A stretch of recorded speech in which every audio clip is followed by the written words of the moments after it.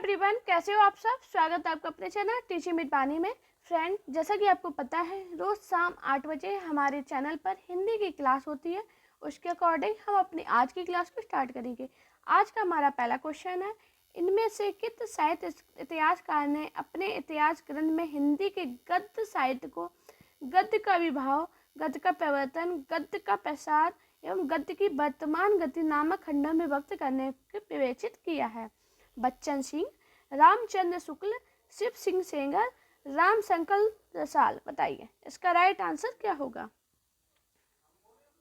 बहुत important question है, तो बताइए इसका राइट आंसर क्या होगा। किस साहित्यकार ने अपने इतिहास ग्रंथ में हिंदी के गद्य साहित्य को गद्य अभिभाव, गद्य का प्रवर्तन, गद्य का प्रसार, गद्य की वर्तमान गति नामक खंडों में विवेचित किया है। बताइए आप लोग इसका राइट आंसर क्या होगा। तो दोस्तों आपको याद रखना, रामचंद्र शुक्ल ने अपने इतिहास ग्रंथ में हिंदी के गद्य साहित्य को गद्य का विभाव, गद्य का प्रवर्तन, गद्य का प्रसार की वर्तमान गति नामक खंडों में विभक्त करने को विवेचित किया है। तो इसका राइट आंसर होगा ऑप्शन बी। हमारा नेक्स्ट क्वेश्चन है, हिंदी साहित्य के उत्तर मध्य काल को कला काल नामक देने वाले विद्वान हैं। मिश्र बंधु, विश्वनाथ प्रसाद मिश्र, रामशंकर शुक्ल रसाल या रामचंद्र शुक्ल। बताइए इसका राइट आंसर क्या होगा। बताइए आप लोग इसका राइट आंसर क्या है। हाँ जी, गैस कीजिए, जल्दी जल्दी कमेंट कीजिए इसका राइट आंसर क्या है।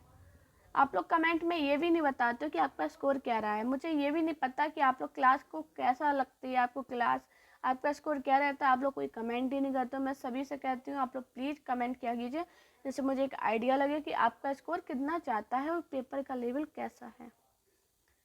हिंदी साहित्य के उत्तर मध्यकाल को कला काल नाम देने वाले विद्वान हैं। तो आपको बता दें, जो हिंदी साहित्य को उत्तर मध्यकाल के कला काल नाम देने वाले जो विद्वान है वो है रमाशंकर शुक्ल रसाल। इसका राइट आंसर है ऑप्शन बी। अब दोस्तों आपको याद रखना, मिश्र बंधु क्या कहते हैं। तो मिश्र बंधु कहते हैं अलंकृत काल। पेपर में पूछा गया इसलिए मैं आपको उधर पे बता रही हूँ, अलंकृत काल। हाँ जी।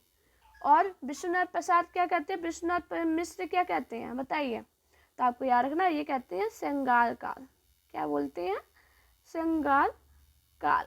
बहुत इंपॉर्टेंट है, पेपर में पूछा गया है कि हिंदी साहित्य के उत्तर मध्यकाल को मिश्र बंधु क्या कहते हैं, या अलंकृत काल नाम देने वाले विद्वान कौन है। तो आपको याद रखना है कौन है, मिश्र बंधु। अब रामचंद्र शुक्ल क्या कहते हैं, रामचंद्र शुक्ल कहते हैं रीतिकाल। पेपर में ये सभी पूछे गए हैं, इम्पोर्टेंट पॉइंट है। अब जब एग्जाम की तैयारी कर रहे हो और अगर प्रीवियस से लगाते हो तो आपने ये क्वेश्चन जरूर देखे होंगे। हमारा नेक्स्ट क्वेश्चन है, the modern vernacular literature of Hindustan के लेखक हैं। जॉर्ज ग्रेसन, शिव सिंह सेंगर, गासा दत्तासी, सुखदेव बिहारी मिश्र। बताइए इसका राइट आंसर क्या होगा। अब किसी भी स्टेट से टीजीटी पीजीटी की तैयारी कर रहे हो, आपको कोई टेंशन नहीं लेनी। ये सारे जितने क्वेश्चन है ये सभी कहीं ना कहीं पूछे गए क्वेश्चन है और इम्पोर्टेंट है, क्योंकि ये प्रीवियस क्वेश्चन पेपर है। बताइए the modern vernacular literature of Hindustan के लेखक हैं।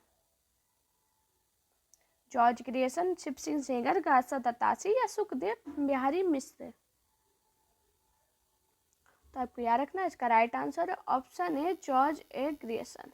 बहुत इंपॉर्टेंट क्वेश्चन है, पेपर में पूछा गया। The modern vernacular literature of Hindustan के लेखक कौन है, जॉर्ज ग्रेसन। इन्होंने अपने ग्रंथ में 952 कवियों को शामिल किया है। पेपर में पूछा गया कि इन्होंने अपने ग्रंथ में कितने कवियों को शामिल किया। तो आपको याद रखना 952 कवियों को शामिल किया है।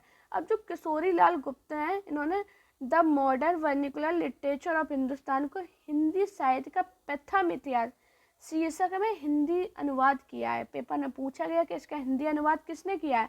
तो आपको याद रखना किसने किया था, किशोरी लाल गुप्त ने। किसने किया, पेपर में पूछा गया, तो आपको याद रखना किशोरी लाल गुप्त ने। बहुत बहुत इंपॉर्टेंट पॉइंट। और कब किया था, जिसका प्रकाशन कब हुआ था, जो हिंदी अनुवाद था उसका प्रकाशन कब हुआ था, 1957 में। दोस्तों अगर आपको मेरी वीडियो पसंद आए तो वीडियो को लाइक कीजिए, चैनल को सब्सक्राइब कीजिए और अपने दोस्तों से वीडियो को शेयर कीजिए। साथ में प्लीज़ आप लोग रिक्वेस्ट करूँगी, आप लोग कमेंट में ज़रूर बताना कि क्वेश्चन का लेवल कैसा है, आप किस एग्ज़ाम की तैयारी कर रहे हो, किस स्टेट से कर रहे हो, जिससे एक मुझे आइडिया लग जाए आपको कैसी वीडियो मुझे देनी है।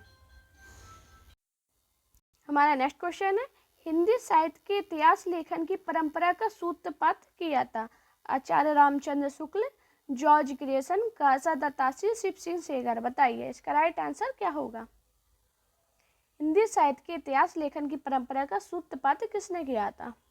बहुत इंपॉर्टेंट क्वेश्चन है, पेपर में काफ़ी बार ये पूछा गया है। बताइए।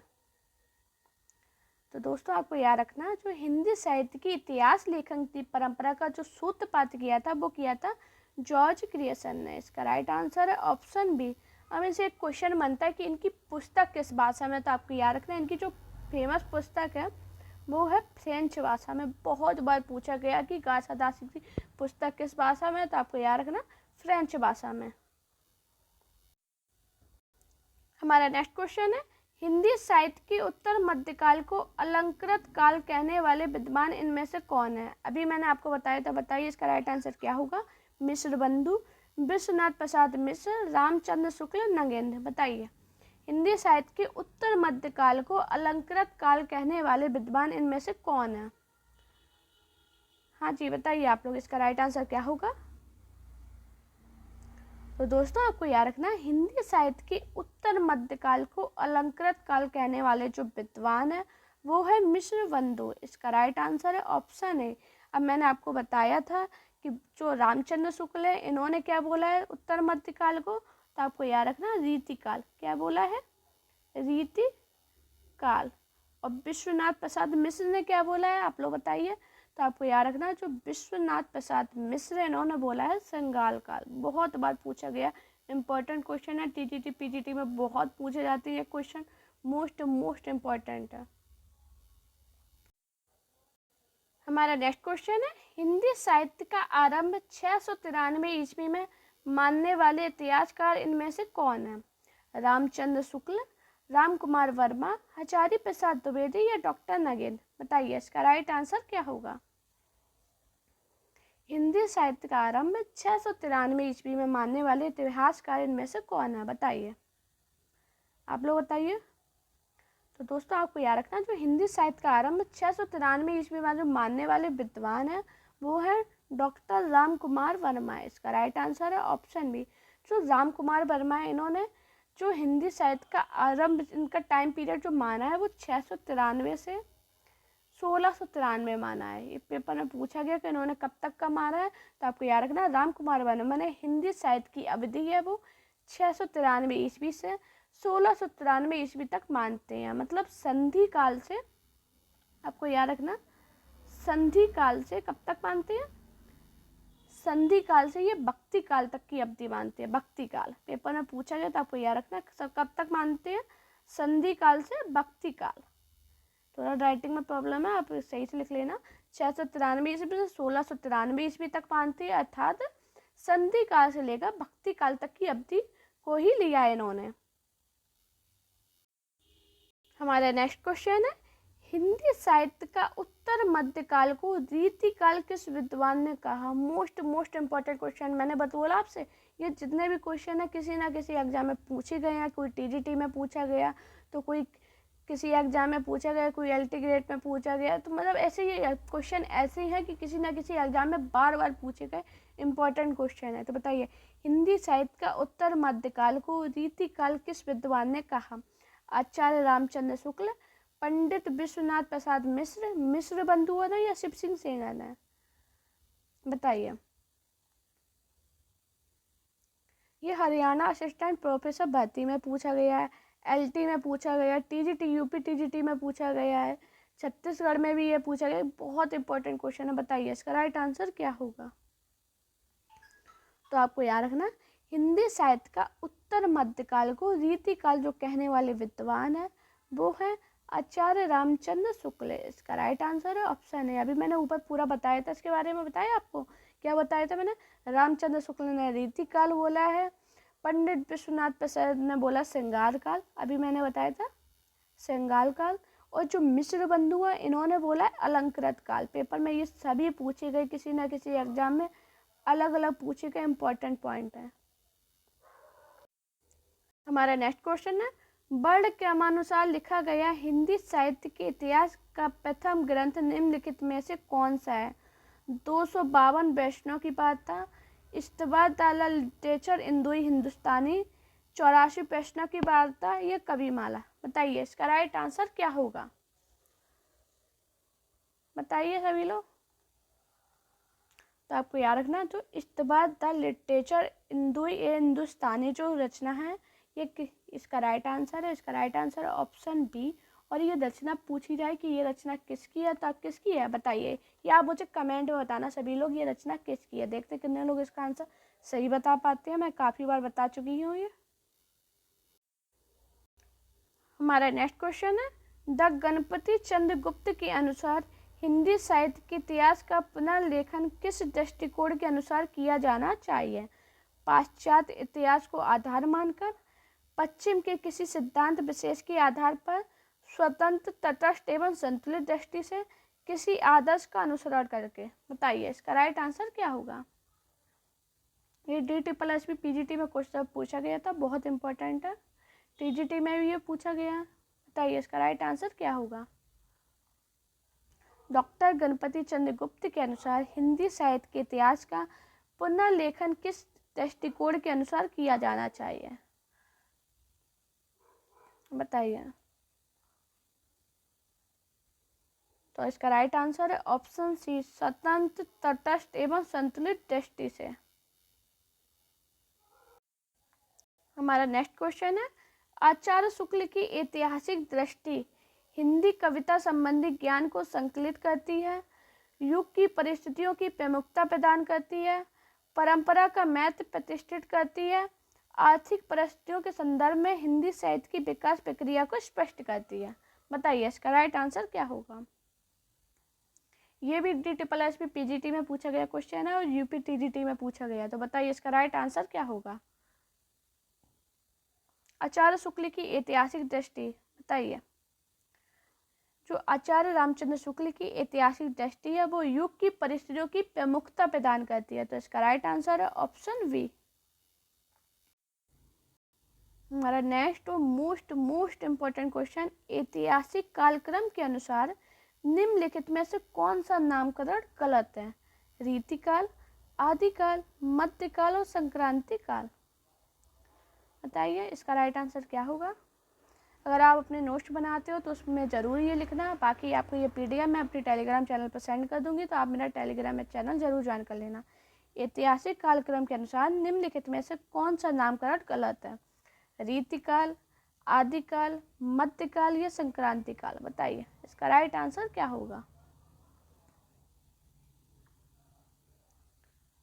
तो दोस्तों आपको बता दें, जो ऐतिहासिक कालक्रम के अनुसार जो नामकरण गलत है वो है रीतिकाल।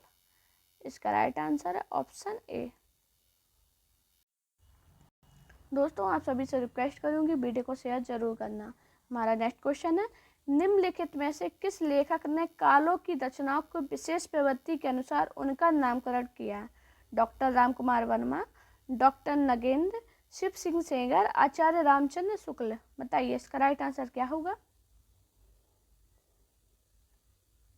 बताइए आप लोग इसका राइट आंसर क्या है? निम्नलिखित में से किस लेखक ने कालों की रचनाओं की विशेष प्रवृत्ति के अनुसार उनका नामकरण किया है? दोस्तों कमेंट में ज़रूर बताना कि अगली क्लास आपको किस टॉपिक पे चाहिए। मुझे कमेंट करना, जिसके ज़्यादा कमेंट आएंगे उस पर मैं वैसे सभी के, जितने लोग आप कमेंट करोगे मैं सभी के लिए वो वीडियो बनाऊंगी। तो बताइए इसका पहले राइट आंसर क्या होगा? निम्नलिखित में से किस लेखक ने कालों की रचनाओं की विशेष प्रवृत्ति के अनुसार उनका नामकरण किया है? तो आपको याद रखना इसका राइट आंसर है ऑप्शन डी, आचार्य रामचंद्र शुक्ल। अब आचार्य रामचंद्र शुक्ल से ये क्वेश्चन बनता है, इन्होंने कैसी पद्धति को अपनाया है? आचार्य रामचंद्र शुक्ल ने इतिहास लेखन में पद्धति को, कौन सी पद्धति को अपनाया है? तो आपको याद रखना इन्होंने विधेयवादी, पेपर में पूछा कि इन्होंने कौन सी पद्धति को अपनाया, तो आपको याद रखना इन्होंने विधेयवादी पद्धति को अपनाया। बहुत बार पूछा गया क्वेश्चन है कि आचार्य रामचंद्र शुक्ल ने इतिहास लेखन की वो कौन सी पद्धति को अपनाया? तो विधेयवादी। हमारा नेक्स्ट क्वेश्चन है, निम्नलिखित में से क्या हिंदी साहित्य इतिहास के लेखन के आधार का स्रोत नहीं हो सकता? विभिन्न युगों की आंतरिक और बाह्य परिस्थितियों पर प्रकाश डालने वाली सामग्री, रचनाओं का मौखिक उल्लेख, शिलालेख, साहित्यकारों की प्रकाशित व अप्रकाशित रचनाएं। बताइए इसका राइट आंसर क्या होगा? बताइए सभी लोग, इसका राइट आंसर क्या है? निम्नलिखित में से क्या हिंदी साहित्य इतिहास के लेखन के आधार पर स्रोत नहीं हो सकता? विभिन्न युगों की आंतरिक और बाह्य परिस्थितियों पर प्रकाश डालने वाली सामग्री। बताइए इसका राइट आंसर क्या है? तो इसका राइट आंसर है रचनाओं का मौखिक उल्लेख। ऑप्शन कौन सा? बी। हमारा नेक्स्ट क्वेश्चन है, निम्नलिखित में से कौन सी पुस्तक आचार्य हजारी प्रसाद द्विवेदी की नहीं है? हिंदी साहित्य उद्भव और विकास, हिंदी साहित्य की आलोचना, हिंदी साहित्य की भूमिका या हिंदी साहित्य का आदिकाल। बताइए इसका राइट आंसर क्या होगा? कौन सी पुस्तक आचार्य हजारी प्रसाद द्विवेदी की नहीं है? हाँ जी, तो दोस्तों आपको याद रखना, जो हिंदी साहित्य की आलोचना पुस्तक है ये हजारी प्रसाद द्विवेदी की नहीं है। अब आप लोगों का काम है, आप लोगों को मुझे कमेंट करके बताना, आपको सर्च करना कि हिंदी साहित्य की आलोचना ये पुस्तक किसकी है। देखते कितने लोग इसका आंसर सही कर पाते हैं। हमारा नेक्स्ट क्वेश्चन है, आचार्य रामचंद्र शुक्ल के अनुसार आदिकाल का समय है 1005 से 1350, 1075 से 1350, 1050 से 1375 या 1000 से 1350। बताइए इसका राइट आंसर क्या होगा? आदिकाल का समय क्या है? बताइए सभी लोग। आचार्य रामचंद्र शुक्ल के अनुसार आदिकाल का समय है। तो दोस्तों आपको याद रखना, आचार्य रामचंद्र शुक्ल के अनुसार जो आदिकाल का समय है वो है 1050 से 1375। इसका राइट आंसर ऑप्शन सी। अब सभी लोग मुझे कमेंट करना आधुनिक काल का समय क्या है? आचार्य रामचंद्र शुक्ल के अनुसार आधुनिक काल, मुझे कमेंट करना, देखते हैं कितने लोग इसका आंसर सही बता पाते। आधुनिक काल का समय क्या है? सभी लोग कमेंट करना, देखते हैं कितने लोग सही कर पाते। दोस्तों अगर आपको मेरी वीडियो पसंद आई हो तो वीडियो को लाइक कीजिए, चैनल को सब्सक्राइब कीजिए और अपने दोस्तों सारी वीडियो को शेयर कीजिए।